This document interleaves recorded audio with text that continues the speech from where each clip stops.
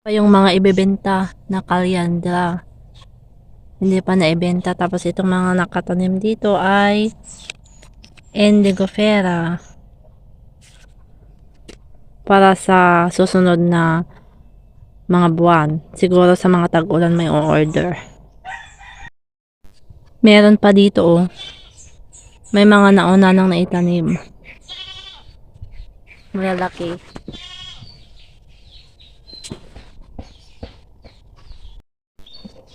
Diyan kanina yung pinuntahan ko. Pumasok ako sa loob. Tapos dito. At mayroon pa.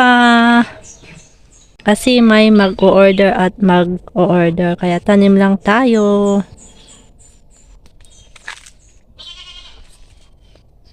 Sa banda dun naman ay Madre de Agua. Oversize na po oh.